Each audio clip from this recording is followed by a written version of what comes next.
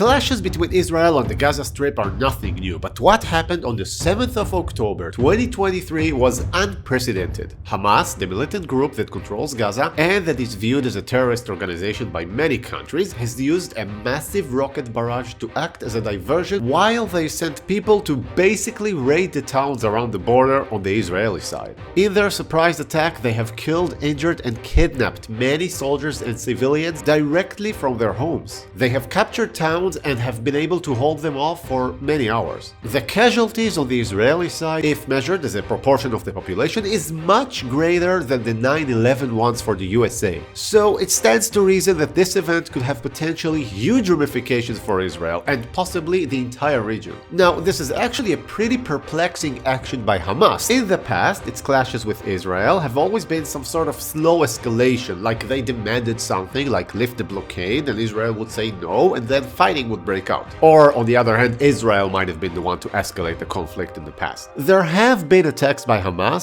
but nothing that comes remotely close to this incident. So the question has to be asked. Why?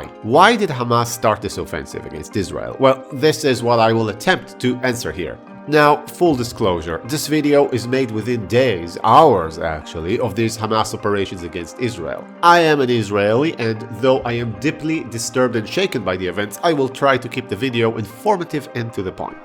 So, first of all, Hamas's hostility towards Israel's very existence is written into the very organization. One only needs to take a look at the Hamas logo to recognize the map of Israel on it. This map claims the entirety of the land to be under rightful Hamas control, so right off the bat, Hamas is obviously hostile towards Israel. But how can they justify shooting rockets into civilian populations, or worse, walking into Israeli towns and kidnapping its inhabitants? Well, why should I do the talking? Here is Ahmed Yassin, the founder of Hamas, who has since been killed by Israel, say for himself how Hamas justifies these assaults on civilians. أنا أقول إسرائيل تعطي القرار لأنها هي التي تعتدي فتفرض على القيادة في حماس في كتائب المقسمة أن ترد. فإذا أوقفت إسرائيل عدوانها فلا قرار للاعتداء لا قرار للرد. But you know what? This still doesn't explain such a large-scale offensive, because Hamas has always been anti-Israeli, so why is this happening now? Why pick this fight that obviously provokes Israel into actually considering eradicating Hamas entirely? Well, there are more things at play here. For starters, Hamas is not only a militant organization, it is also a Palestinian political player.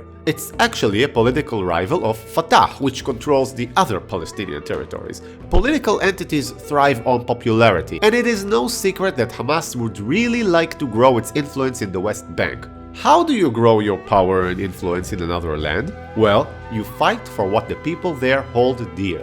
And just what do the people there hold dear?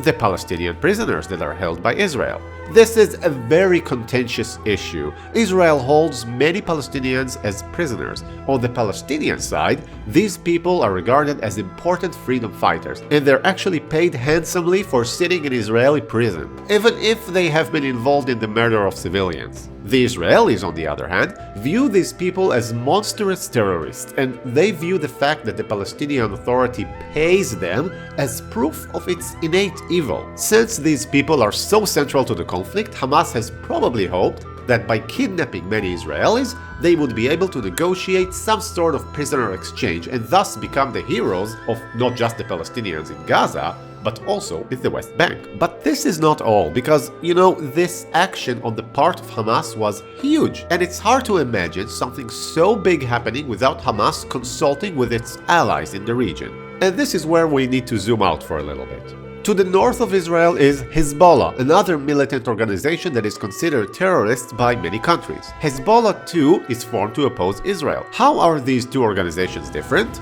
First, Hezbollah is in Lebanon while Hamas is in Gaza. Second, Hezbollah has much more military power than Hamas and is, of course, a larger threat to Israel. Third, Hezbollah is a Shiite Islamic organization while Hamas is a Sunni Islamic organization. But what do the two organizations have in common?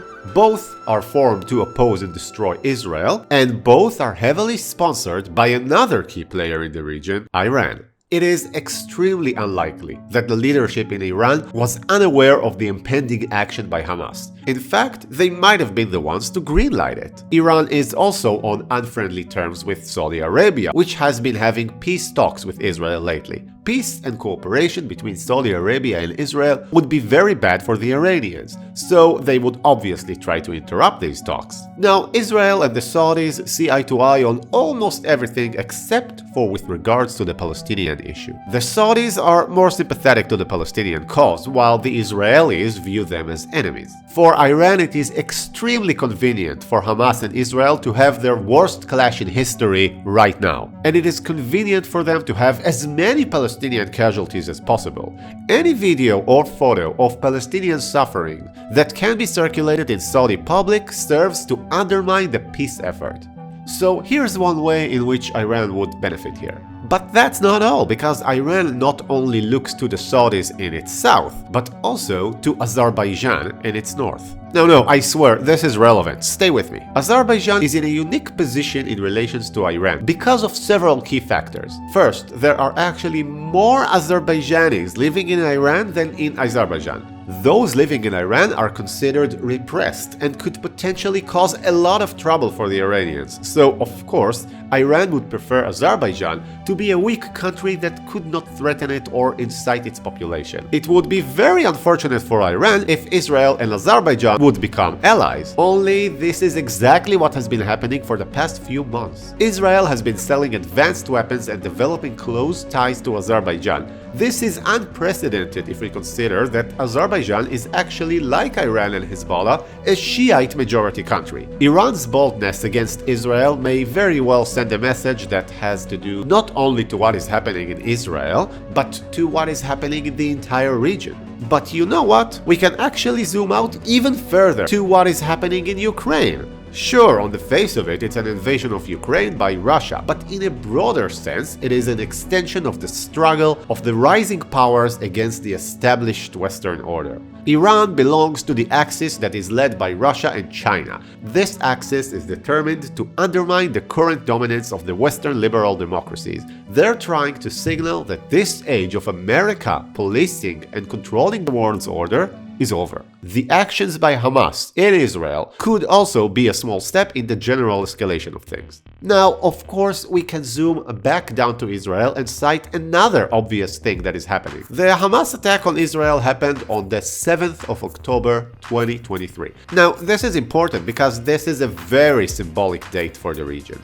Exactly 50 years earlier, on the 6th of October 1973, the combined armies of Syria and Egypt have launched their surprise attack on Israel in what is called the Yom Kippur War. And while that war has ended in an Israeli military victory, it is to this day regarded by the Arabs as the war that came the closest to defeating Israel completely. Just to prove to you what a huge event that is in Arab culture, there are actually several cities named in honor of this event. By recreating the famous success of the Arab armies against Israel exactly 50 years later, Hamas and Iran hope to symbolically establish themselves as the new leaders of the Muslim world against its hated enemies, Israel. By doing this, they hope to increase their influence through public opinion throughout the Middle East. If you would like to understand more about the Israel-Palestinian conflict, I have a video on this channel that explains all of it simply and quickly. Link is in the description, so check it out. How will this new war unfold?